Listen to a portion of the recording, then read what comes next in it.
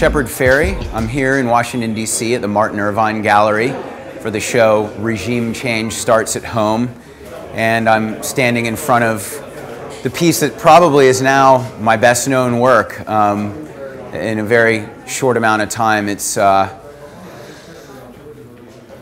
been distributed around the country. It's Barack Obama, an image that I created before Super Tuesday back in January, because I wanted to let my audience know that I supported Obama, and if I could have any influence with this small group of people, I wanted to use it.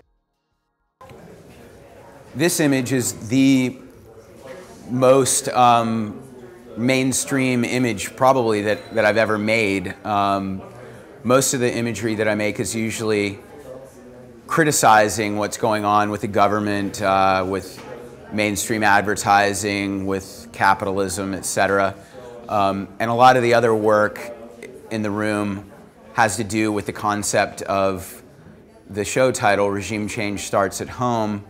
The pieces range from critiques of the Iraq War seen through imagery from the Vietnam War, because I think there are a lot of parallels to commentary on the environment.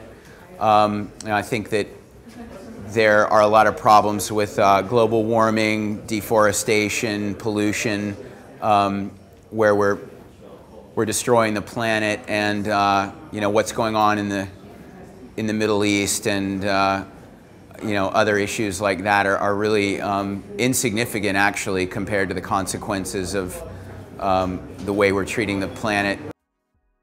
And I think that this show works really well for me to show with Farrow, because I think that his sculptural pieces that have the bullets and the gun parts creating these beautiful mosques and synagogues, they're, you know, there's a very provocative juxtaposition between the form and the content, and I think there's a bit of that in my work as well. I try to make all my work beautiful, but I also try to make the messages provocative. The piece behind me is called Evolve, Devolve. It's one of my pieces that's a commentary on both what's going on in the Middle East with the oil and alternative power and saving the environment. But a piece like this, I think, has commentary, but whether it's the explosion or just the sky itself, I think there's beauty in it. And you know, so, with a lot of my work, I really want to create a tension between maybe a heavy message, but with a beautiful presentation. This is a brand new image that I created for this show. It's called the Rose Girl. A friend of mine took a photograph of a girl in the Harajuku district of Tokyo who was dressed up covered in roses, and I think that the image really conveys a very beautiful, peaceful image.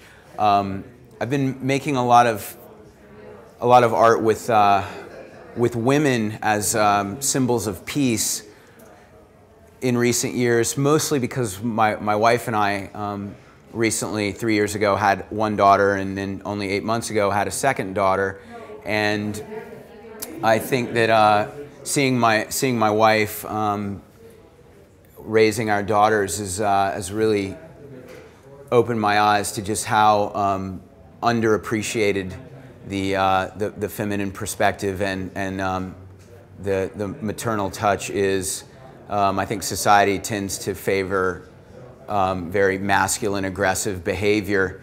And I think we need a healthier balance out there. So a lot of my images that are about peace have used women to represent that symbolically. But I think that women don't tend to pick up arms to correct an injustice, not perpetuate one, as opposed to men. So, and plus I love making images of women because they're beautiful. This other canvas behind me is the Peace Bomber, and once again that's the image that's made from motifs from Muslim prayer blankets mixed with the peace sign, which was became a real pop culture symbol, anti-Vietnam symbol in the '60s, and then incorporated with a bomber in the middle of it. I think there are ironies and contradictions in everything in life, and I think it's a provocative juxtaposition. But I'm very, very much pro-peace. Most of my work has got something to do with that. And the Iraq War was a very unnecessary, poorly thought out war. And yeah, regime change is going to happen soon. We got a few more weeks. Thanks.